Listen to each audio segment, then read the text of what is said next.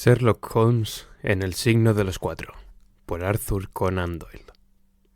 Capítulo 1. La deducción como ciencia. Sherlock Holmes cogió de la esquina del mantel la ampolla y extrajo de su fino estuche marroquí la jeringuilla hipodérmica. Sus largos e inquietos dedos blancos ajustaron con delicadeza la aguja y arremangaron la manga izquierda de su camisa. Durante un instante, sus ojos contemplaron el fibroso antebrazo y la muñeca, marcados con las señales de innumerables pinchazos. Por fin, dirigió la aguja a su destino, empujó el diminuto émbolo y, exhalando un suspiro de satisfacción, se hundió en el sillón ribeteado de terciopelo. Llevaba muchos meses contemplando esta escena 3 veces al día, pero su cotidianidad no conseguía que mi mente se habituase a ella. Más bien al contrario. Su visión me irritaba más cada día, y mi conciencia me reprochaba todas las noches la cobardía que me impedía oponerme a ella. 1 y 1000 veces me había jurado a mí mismo protestar contra esta costumbre de Holmes, pero algo en el seguro y despreocupado talante de mi compañero me lo impedía. Era de la clase de personas con las que es difícil tomarse según qué confianzas. Su gran inteligencia y maestría y sus demás sorprendentes cualidades de las cuales había tenido conocimiento a lo largo de nuestras aventuras juntos, lastraban mi confianza en mí mismo y me acobardaban de tal manera que no era capaz de enfrentarme a él. Y sin embargo, aquella sobremesa, tal vez debido al vión que había tomado en la comida o a la premeditación con la que se desarrolló la escena, mi exasperación estalló y sentí de repente que ya no podía soportarlo más. ¿Qué toca hoy?, pregunté. ¿Morfina o cocaína? Levantó con languidez los ojos del viejo volumen de letras negras que había abierto. Es cocaína, respondió. Una solución al 7%. ¿Me gustaría probarla? Desde luego que no, respondí bruscamente. Todavía no me he recuperado de mis heridas durante la campaña afgana. No puedo permitirme el lujo de cometer excesos. Mi vehemencia le hizo sonreír. Puede que tenga razón, Watson. Seguramente su efecto en el organismo no es bueno. Por otra parte, su efecto en la mente me parece tan profundamente estimulante y clarificador que cualquier posible efecto secundario me resulta irrelevante. Piense, dije con vehemencia. Tenga en cuenta el precio. Es posible que, como usted dice, su cerebro se exalte y se excite, pero es gracias a un proceso mórbido y patológico que causa un progresivo deterioro de los tejidos cerebrales y puede llegar a dañarlos de manera permanente. Usted conoce bien el túnel negro que sigue a la exaltación. No creo que la pieza a cobrar merezca el riesgo que usted corre. ¿Por qué, por un momento de placer pasajero, se arriesga a perder la inteligencia que le ha sido concedida? Recuerde que no hablo solo como amigo suyo que soy, sino también como médico que se siente hasta cierto punto responsable de lo que le suceda. Mis palabras no parecieron ofenderle. Al contrario, juntó las yemas de sus dedos y dejó reposar los codos sobre los brazos del sofá, con el aspecto de alguien deseoso de entablar conversación. Mi mente se revela ante la idea de estancarse, dijo. Deme problemas, deme trabajo. Deme el más oscuro criptograma o el más enrevesado certico y me encontraré en mi elemento sin necesidad de recurrir a estimulantes artificiales. Pero detesto la rutina de la mera existencia. Necesito ejercitar mi mente. Por este motivo elegí mi profesión. O mejor dicho, la creé, ya que soy su único representante en todo el mundo. ¿El único detective privado?, dije arqueando las cejas. El único detective privado a quien recurrir cuando todo está perdido. Soy como el más alto tribunal de apelación en el campo detectivesco. Cada vez que Gregson, Lestrade, Watson y Jones quedan sobrepasados por lo que se traen entre manos, lo que, dicho sea de paso, es lo habitual, el asunto llega hasta mí. Examino los datos. Como un especialista, doy mi diagnóstico, sin reclamar ningún honor para mí en dichas ocasiones. Mi nombre no aparecerá en ningún periódico. El simple placer de ejercitar mi capacidad, el trabajo en sí mismo, son mi más alta recompensa. Pero usted ya fue testigo de mi método de trabajo en el caso Jefferson Cope. Naturalmente, asentí cordialmente. Nada en mi vida me ha sorprendido tanto. incluso describí los acontecimientos en un breve relato al que di el fantasioso título de Estudio en Escarlata. Holmes agitó con desánimo su cabeza. Le eché un vistazo, respondió. Con franqueza, no puedo felicitarle por ello. La deducción es, o debería ser, una ciencia exacta, y de tal modo debe ser tratada, con objetividad y distanciamiento. Usted intentó teñirla con toques de romanticismo. Y eso es lo mismo que pretender entretejer una historia de amor, o el relato de la fuga de dos amantes con el quinto postulado de Euclides. Pero el romance sucedió, protesté. No podía modificar los hechos. Algunos hechos deberían suprimirse. Por lo menos, recibir un tratamiento que respete su relevancia con justicia. Lo único que merecía la pena destacar de aquel caso es el curioso método de deducción de los efectos a las causas, gracias al que conseguí desenmarañarlo. Me molestó su crítica hacia un trabajo mío que había sido compuesto con el objetivo de halagarle. Y confieso que también me irritó el egoísmo que demostró al pretender que todas y cada una de las líneas de mi escrito estuviesen dedicadas a sus habilidades. A lo largo de los años que llevaba viviendo con él en Basker Street, ya había observado en alguna ocasión que bajo sus tranquilos modales de preceptor escondía una pequeña vanidad. Sin embargo, no hice más comentarios y me senté masajeando mi pierna herida. Una bala Yesail la había atravesado tiempo atrás y, aunque podía andar sin dificultad, los cambios meteorológicos hacían que me doliera cansinamente. «Mi fama ha llegado hasta el continente en los últimos tiempos», dijo Holmes tras una pausa, mientras llenaba su vieja pipa de raíz de madera de brezo. «La semana pasada, François Le Villard, quien, como usted seguramente sabe, ha destacado recientemente en los servicios de investigación franceses, se puso en contacto conmigo para hacerme una consulta. Posee la habilidad celta de la intuición pronta, pero carece todavía de un amplio espectro de conocimientos precisos, lo que es esencial para alcanzar un estadio avanzado en su disciplina.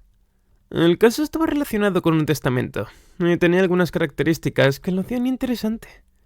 Pude referirle otros dos casos paralelos, uno que tuvo lugar en Riga en 1857 y otro que sucedió en St. Louis en 1871, los cuales le inspiraron la solución correcta.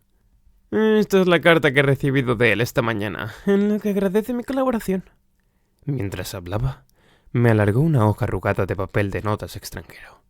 Dejé correr mis ojos sobre él, apreciando la profusión de símbolos de admiración y los aislados magnifiques, coups de mérite y tours de force, que eran testimonio de la ardiente admiración que el francés profesaba a Holmes. «Habla como lo haría un alumno a su maestro», comenté. «Valora mi ayuda excesivamente», dijo Holmes despreocupadamente. «Tiene muy buenas cualidades. De hecho, tiene en su poder dos de las tres cualidades más relevantes que ha de tener el detective ideal. Tiene una gran capacidad para la observación y para la deducción. Tan solo carece de experiencia. Y eso es cuestión de tiempo. Está traduciendo mis obras al francés». «¿Sus obras?» «No lo sabía», exclamó riéndose. «Sí, me confieso culpable de haber escrito varias monografías. Todas versan sobre cuestiones técnicas. Por ejemplo, una de ellas se titula Acerca de la identificación de los distintos tipos de tabaco a partir de sus cenizas. En ella enumero unos 140 tipos distintos de tabaco, bien sea cigarrillos puros o tabaco para pipa, acompañado cada uno de ellos de láminas en color que ilustran las diferencias entre las distintas cenizas. Este aspecto sale continuamente a relucir en los juicios penales, y muchas veces proporciona pistas extraordinarias. Si, por ejemplo, podemos afirmar que un asesinato ha sido cometido por alguien que fuma lunca indio, restringimos extraordinariamente el campo de búsqueda. A los ojos de un experto, la diferencia entre la ceniza negra del tabaco Trichinopoly y los esponjosos restos que deja la variedad Virchow es tan obvia como la que hay entre una col y una patata. «Es usted de una minuciosidad sorprendente», apunté. «Soy capaz de reconocer la importancia de los pequeños detalles. Aquí tengo mi monografía sobre el rastreo de huellas, en la que hago alguna referencia al método que utilizan en París para conservar las impresiones en escayola.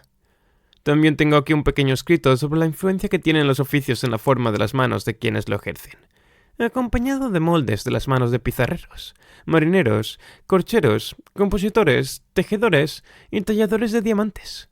Es esto un tema de gran importancia práctica para la política científica, especialmente en casos relacionados con un cadáver que nadie reclama, o para descubrir el pasado de un criminal. Pero le estoy aburriendo con mis aficiones. Nada de eso, respondí de corazón.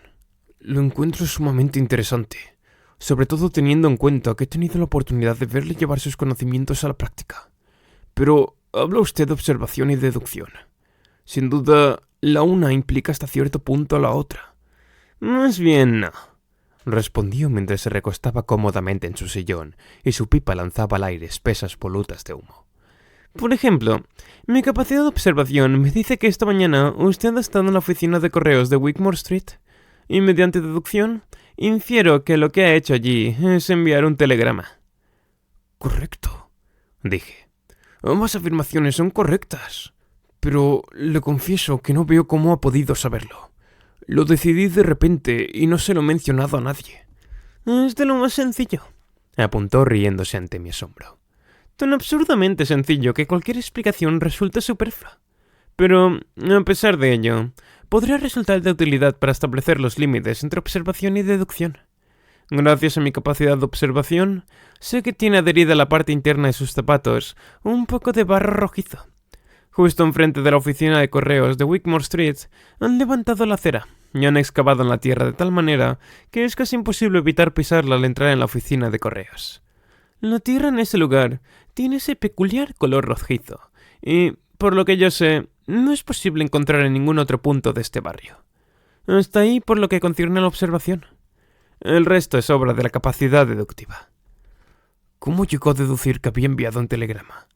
Bueno, sabía perfectamente que usted no había escrito ninguna carta, ya que he estado sentado delante de usted toda la mañana. Su escritorio está abierto, y puedo ver también una hoja de sellos y un buen fajo de tarjetas postales sobre él. ¿Qué otro motivo podría haberle llevado hasta la oficina de correos sino enviar un telegrama? Elimine todas las demás posibilidades y lo que quede deberá ser necesariamente la verdad. En este caso es así sin duda, respondí después de meditar unos instantes. Se trataba, sin embargo, como usted mismo dijo, de un problema muy sencillo. Me tendría por un impertinente si pusiese sus teorías a prueba con un problema más complejo. Al contrario, respondió Holmes. Con ello, invitaría a que tomase una segunda dosis de cocaína. Estaré encantado de enfrentarme a cualquier problema que desee plantearme. Le he escuchado decir que es difícil que no dejemos nuestra impronta en los objetos de uso cotidiano que utilizamos diariamente, y que cualquier observador experimentado puede leer estos datos. Pues bien, tengo aquí un reloj que ha llegado recientemente a mi poder. ¿Sería usted tan amable de darme su opinión acerca del carácter o costumbres de su anterior propietario? Le di el reloj mientras sentía un secreto regocijo en mi corazón, ya que, en mi opinión, el problema era imposible de resolver. Mi intención con ello era darle una lección debido al tono dogmático que a veces Holmes utilizaba. Balanceó el reloj en su mano, observó la esfera detenidamente y abrió su tapa trasera para examinar sus engranajes. Primero lo hizo a simple vista y, a continuación, utilizó una potente lente de aumento. Casi no podía reprimir mi sonrisa al contemplar la alicaída expresión de su rostro cuando, por fin, cerró de golpe la tapa del reloj y me lo devolvió. Apenas proporciona información, comentó. Este reloj ha sido limpiado recientemente y eso elimina la mayoría de los datos de relevancia. Tiene usted razón, respondí. Lo limpiaron antes de enviármelo. En mi corazón, le acusé de buscar una pobre excusa con la que justificar su fracaso. ¿Qué información podría esperarse de un reloj que no hubiese sido limpiado? A pesar de no ser satisfactoria, mi inspección no ha sido totalmente estéril, puntualizó, mientras miraba al techo con ojos soñadores y carentes de brillo alguno. Pendiente de que usted me corrija, diría que el reloj perteneció a su hermano mayor, quien lo heredó de su padre. Cosa que sin duda deduce por las iniciales HW, grabadas en el dorso. Efectivamente, la W sugiere su propio apellido. Ese reloj se fabricó hará unos 50 años, y las iniciales datan también de entonces. Por tanto, se hizo para alguien de una generación anterior. Es el hijo mayor el que suele heredar las piezas de joyería, y suele, además, llamarse igual que el padre. Si no recuerdo mal, su padre murió hace muchos años. Por tanto, el reloj tuvo que estar en manos de su hermano mayor. Hasta aquí todo es correcto, dije. ¿Algo más? Era un hombre muy desaliñado y muy descuidado. Heredó un buen capital, pero desperdició sus oportunidades. Conoció la pobreza durante algún tiempo y tuvo breves intervalos de prosperidad. Finalmente, cayó en la bebida y falleció. Esto es todo lo que puedo averiguar. Salté de mi silla y cojeé impacientemente por la habitación con el corazón rebosante de amargura. «Esto no es propio de usted, Holmes», dije. «Jamás le creí capaz de caer tan bajo. He hecho averiguaciones acerca de mi desdichado hermano y ahora finge, de un modo extravagante, haberlo deducido. No espere que me crea que todo esto lo ha sabido al mirar su viejo reloj. Es muy desconsiderado por su parte y, hablando claro, resulta propio de charlatanes». «Mi querido doctor», dijo Holmes afectuosamente, «le ruego acepte mis disculpas. Al plantearme el problema como algo abstracto, he olvidado lo doloroso e íntimo que podría ser para usted. Le aseguro que jamás supe que usted tenía un hermano mayor hasta que me dejó ese reloj». «¿Cómo, en nombre de lo más sagrado, supo entonces todo lo que dijo? Todos los detalles que mencionó son correctos».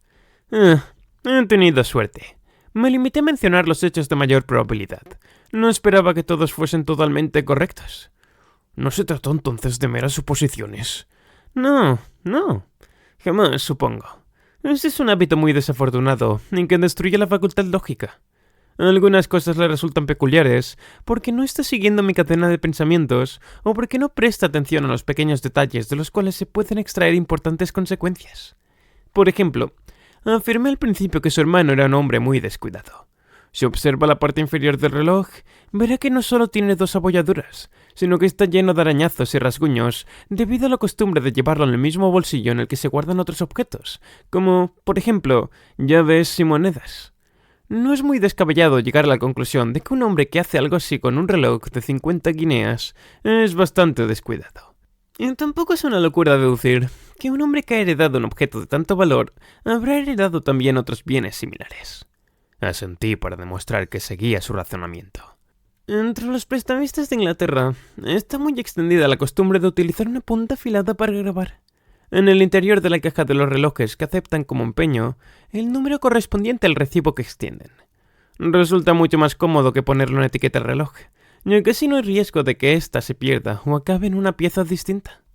Con mi lupa he visto dentro de la caja de ese reloj no menos de 4 números de las características mencionadas. Conclusión: su hermano estaba con frecuencia con el agua al cuello. Segunda conclusión: tuvo ocasionales periodos de prosperidad o no podría haber recuperado la pieza empeñada. En último lugar, le ruego que mire en el interior. ¿Dónde está la cuerda? Mire los miles de arañazos que rodean el orificio. Todos ellos indican los lugares sobre los que patinó la llave. ¿Qué hombre sobrio habría podido rayar tanto el reloj al darle cuerda? En cambio, jamás verá un reloj de un borracho que carezca de tales marcas. Le da cuerda por la noche y indica las huellas de su pulso inestable. ¿Dónde queda el misterio en todo esto? Resultó claro como el agua, le respondí. Lamento haber sido tan injusto con usted. Debería haber tenido más fe en sus sorprendentes habilidades. ¿Puedo preguntarle si se trae algún caso entre manos en la actualidad? Ninguno. No hay que recurrir a la cocaína. No puedo vivir si no tengo que ocupar mi cerebro. ¿De qué sirve si no la vida? Venga a la ventana. ¿Vio jamás un mundo más deprimente, sombrío y desaprovechado? Mire cómo la niebla amarilla se remolina a lo largo de la calle y se extiende por entre las ocres casas. ¿Qué podría ser más desesperadamente prosaico y vulgar? ¿De qué sirve tener unas habilidades, doctor, si se carece del objeto al cual aplicarlas? El crimen es algo corriente, la existencia es algo corriente, y nada que no sea corriente tiene lugar alguno en la tierra. Había abierto la boca para responder a su diatriba cuando, precedida por un sonoro golpe en nuestra puerta, apareció nuestra casera llevando una tarjeta sobre una bandeja de latón.